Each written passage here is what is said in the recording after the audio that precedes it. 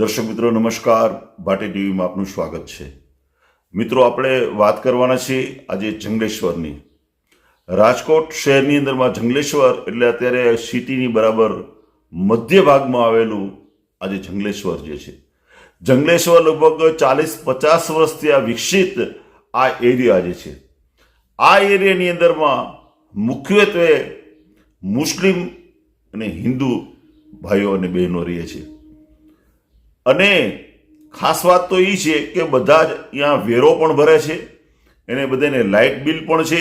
અને આજે ઘણી બધી દુકાનો આજે બંને રણના કાંઠે આજે વર્ષોથી આ દુકાનો પણ અહીંયા છે। અને 40 વર્ષથી આજે તંત્ર આ બધું જ જોવે છે તમારે। અને કેમ આટલા વર્ષોથી 40 વર્ષથી 40 વર્ષના વાણા વાઈ ગયા તેમ છતાં પણ સરકારી તંત્ર કે રાજકીય આગેવાનોએ કેમ આનો વિરોધ ન કર્યો, એ આજે એક પ્રશ્ન બધાને થાય છે। આજે એ જે વિસ્તારની અંદરમાં રહે છે એની અંદરમાં ઘણા બધા ગરીબ લોકો પણ છે, ઘણા બીજા પણ છે। પણ આજે માણસને એક વસ્તુ થાય છે કે આજે તમે જો ગમે ત્યાં રહેવા માટે જાઓ અને થોડાક 2-3 વર્ષ 4 વર્ષ તમે ભાડે રહેતા હોય ને તો પણ આજે ભાડુઆત મકાન ખાલી કરતો નથી તમારે। તો આજે તમે આજે 40 વર્ષથી આજે જે જગ્યાએ રહીએ છીએ એ તમે એને લાઇટ બિલ સરકારે આપ્યું છે, એના વેરા લેવામાં આવે છે, એની પાસેથી બધું ટેક્સ લેવામાં આવે છે। તો આ બધું શું કામ તમે લીધું છે? તમારે તો લેવું ન જોઈએ। તમારે જો લીધું છે તો તમારે એટલું તો કમસે કમ કરી આપવું જોઈએ કે જ્યાં 1400 મકાનને જે ડિમોલેશન થઈ રહ્યું છે તો એને રહેવા માટેની તો કમસે કમ વ્યવસ્થા તમારે કોઈ કરી આપવી જોઈએ, એવું એક ભાટી ટીવી માને છે। કારણ કે જો માણસોને આજે રાતોરાત એ આજે રોડ ઉપર આવી ગયા છે, એ જાય ક્યાં? આજે માણસ આજની જે સરકાર જે છે એ પોતે આજે ગરીબો લક્ષી આજે સરકાર છે, ગરીબોને ઉત્થાન માટેની સરકાર છે, ગરીબોને કેમ આગળ લાવવા જે એની સરકાર જે છે, આજે ખેડૂતોની સરકાર છે। આજે ખેડૂતો આજે તમે જોયું તો પાયમાલ થઈ રહ્યા છે।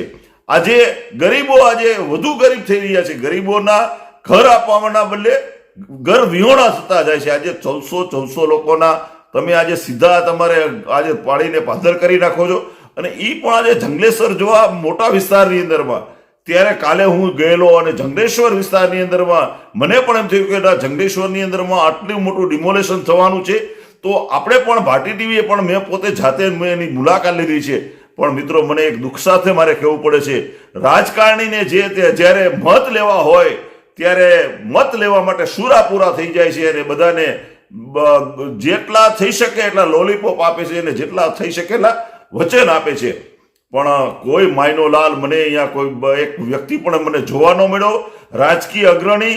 કારણ કે કાલે સાંજે છેલ્લો દિવસ હતો અને બધા જ પોતપોતાના જે સાધન સામગ્રી જે છે એ પોતાના કાઢતા હતા અને દુઃખથી આજે સંધ્યા ટાઈમે જે પોતાના ઘર મૂકી અને જવાની પોતે તૈયારી કરતા હતા, ત્યારે મને પણ એમ થયું કે ના, ખરેખર આ જંગલેશ્વર આજે જંગલ બની ગયું છે। આજે સવારથી ડિમોલેશન ચાલુ છે, નો ડાઉટ। અને પોલીસથી તમે જોવો તો હજારો પોલીસ તમારે આખા જંગલેશ્વરને ઘેરીને આજે કિલ્લાબંધી કરેલી છે। તો આ બધું જ થઈ ગયું છે। તો ખરેખર આજે શું કામ આટલું મોટું ડિમોલેશન થયું? કોઈ પણ જાતનું એને જે ગરીબ માણસો બધા જ એમ કે અમે ખાલી કરી દઈએ છીએ, અમને કોઈ વાંધો નથી, પણ તમે અમને રહેવા માટે કંઈક તમે અમારી વૈકલ્પિક વ્યવસ્થા તમારે કરવી જોઈએ। કારણ કે આજે સરકાર આજે આવી વ્યવસ્થા કરતી હોય છે, બધી જગ્યાએ તમારે આર્થિક સહાય આપે છે, ગરીબોને એના માટે સાધનો આપે છે, એને ધંધા રોજગાર માટે ઓલી આપે છે। તો આજે આટલા બધા વ્યક્તિઓને તાત્કાલિક જે આજે ઘર વિહોણા થયા છે, એટલે એક મોટો પ્રશ્ન પણ થયો છે કે સરકાર આટલું મોટું કેમ એમને પગલું ભર્યું છે, એ પણ એક 100% પ્રશ્ન થાય છે। અને જ્યારે તમારે આની પાછળનું કોઈ, મને તો એવું લાગે છે કે મોટું એક ષડયંત્ર છે।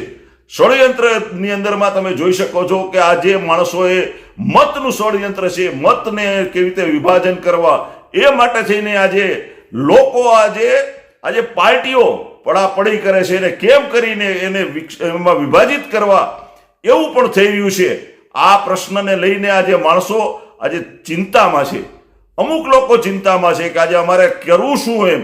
તો ખરેખર આ ભારત દેશ છે, ભારત દેશની અંદરમાં બધાને રહેવાનો અધિકાર છે, પણ તમે એને જ્યારે આ રીતે રાતોરાત એની પાસેથી તમે જ્યારે આ બધું પડાવી લ્યો છો, ખરેખર નો ડાઉટ બહુ આ સાચી વાત છે, હું પણ એ વાત સાથે સહમત છું કે બિનકાયદેસર આ બધા મકાન છે પાડવા જોઈએ, પણ તો તમે આ 40 વર્ષ સુધી એને તમે શું કામ લઈને લાઇટ બિલ આપ્યા, એની પાસેથી વેરા લીધા, એની પાસેથી ટેક્સ લીધા, તો અત્યાર સુધી તમે ક્યાં ગયા હતા? અને હું તો તમામ રાજકીય અગ્રણીને પણ કહું છું કે તમે 40 વર્ષથી આજે મત લેવા માટે એની પાસે ગયા છો ત્યારે તમે એમ કેમ ન કીધું કે અમારે મત નથી જોતા, તમે અહીંથી જતા રહ્યો એમ? તો એવી કહેવાની તમારી કેમ હિંમત ન થઈ? મત લેવા ટાઈમે તો સુરાપુરા થઈ જાવ છો, તમે મત લઈ આવો છો અને એને પોતાને બધા મોટા મોટા વચનો આપો છો. તો ખરેખર આવા પ્રસંગે જ્યારે ગરીબોને જરૂર તમારી હોય ત્યારે તમે ગરીબોની સાથે તમે રહ્યા નથી, ગરીબોથી તમે એને વંચિત કર્યા છે, અને ગરીબો આજે ક્યાં જાય એવો પ્રશ્ન પણ આજે થઈ ગયો છે. એટલે જંગલેશ્વરની અંદરમાં જે ડિમોલેશન થયું છે એ ડિમોલેશનની પાછળ રાજકીય પણ એક મોટું ગણિત છે. એ ગણિતને પણ માણસો સમજતા જાય છે કે આની પાછળનું પણ કેવું ગણિત છે. તો ખરેખર આવા ડિમોલેશન કરવાના સાથે સાથે જો અત્યારની જે સરકાર કહેવાય છે કે ગરીબો લક્ષી સરકાર છે, તો સાચા અર્થમાં ગરીબોને તમારે મકાન આપવા જોઈએ અને એના રહેવા માટે થઈને એનો વિકલ્પ જો તમે વ્યવસ્થા કરી હોત તો ખરેખર સાચા અર્થમાં ડિમોલેશન કરેલું કહેવાય. આજે આ જે 1400 લોકો જે છે એ આજે રોડ ઉપર આવી ગયા છે. તમે વિચાર કરો, ભગવાન ભરોસે આજે આવી ગયા છે. તો ખરેખર આવું ન થવું જોઈએ, કારણ કે કાલે જે મેં દ્રશ્ય બધા જોયા છે ત્યારે ખરેખર આપણી આંખમાંથી પણ આંસુ આવી જાય કે ખરેખર આટલી નિર્દયતાથી તમે આ ડિમોલેશન કરી રહ્યા છો. નો ડાઉટ પોલીસને તો એનું કામ કરવાના છે, પોલીસને જે સૂચના મળે એ કરી રહ્યા છે. ધારો કે અધિકારીને પણ સૂચના મળી રહ્યા છે, પણ અધિકારીને સૂચના કોણ આપે છે એની પાછળ પણ બધાને ખબર જ છે કે કેનો હાથ છે. ખરેખર આવી રીતે તમે કરતા રહેશો તો આવતા દિવસોની અંદરમાં જે ગરીબો તમારી સાથે છે એ તમારાથી વિમુખ પણ થવાના છે, અને આ રીતે કરતા રહેશો તો ગરીબોને પણ સમજાશે કે ગરીબોએ આ ક્યાં જઈને રહેવું. તો ખરેખર આવું ન કરવું જોઈએ, અને એના કરતા વિકલ્પિક તમારે કોઈ વ્યવસ્થા એને આપી અને એનું તમારે નિરાકરણ કરવું જોઈએ એવું ભાટી ટીવી માને છે. અને કાલનો જે મેં વિડીયો જે છે એના અંશો પણ ઉપર ફરી આપને બતાવું છું, કારણ કે જે મેં વિડીયો કાલનો જે છે એની અંદરમાં મેં આજે ફેસબુક કે ઇન્સ્ટામાં મૂક્યું છે, તો એની અંદરમાં બધાની કોમેન્ટ આવી છે. ખરેખર તમે ફેસબુકના મારી જે કોમેન્ટો આવી છે એ તમે ખરેખર તમે વાંચજો તો તમને ખરેખર તમને પણ એમાંથી શીખ મળશે.